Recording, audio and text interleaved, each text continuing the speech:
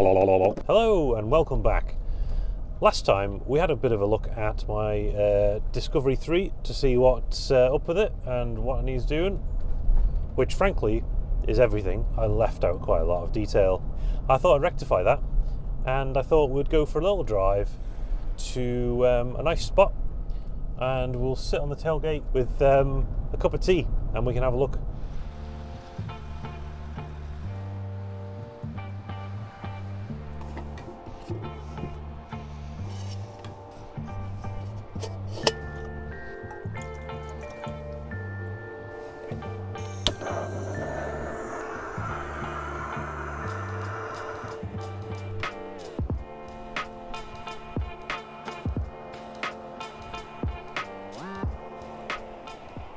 I've got my brew, I've got my paperwork.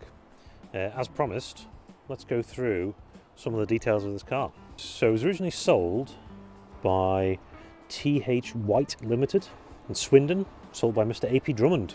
Ooh, co-signed.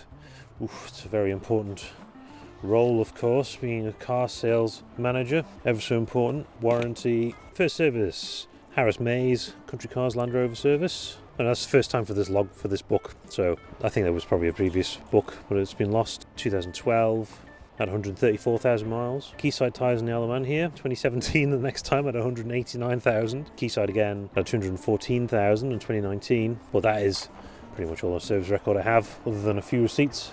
This is the interesting one. I bought this car from a friend of mine.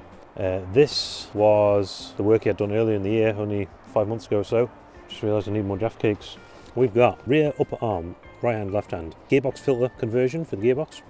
That's to convert them so you don't have to take the subframe out to change gearbox filter. Another great design. Front roll bar bush, rear roll bar drop link, and modified oil pump, because I'd imagine the original was really well designed. Crank oil seal, wheel nuts. Wheel nuts. 20 of them. No, what? Is that right? Yeah, 20 wheel nuts. Only in a Land Rover do you need 20 wheel nuts to go with your service. Timing belt kit, which is very good to know. That was only earlier this year. Front shocks and airbags at £151 each.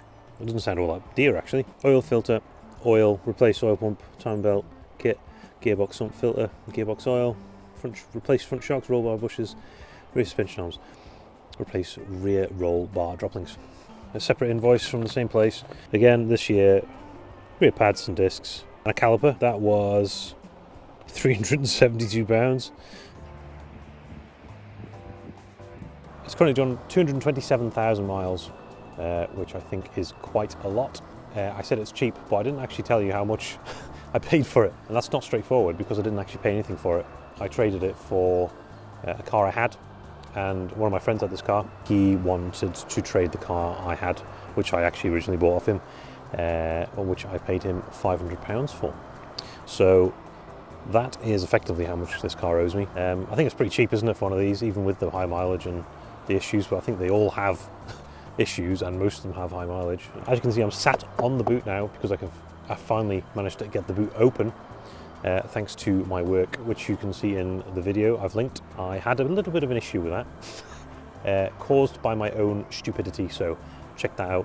If you've got any questions, put them below, or if you've got any suggestions as to how much of a run-up I should take before I drive off this cliff, that'd also be appreciated, thanks. But either way, thanks for watching, and I'll see you next time.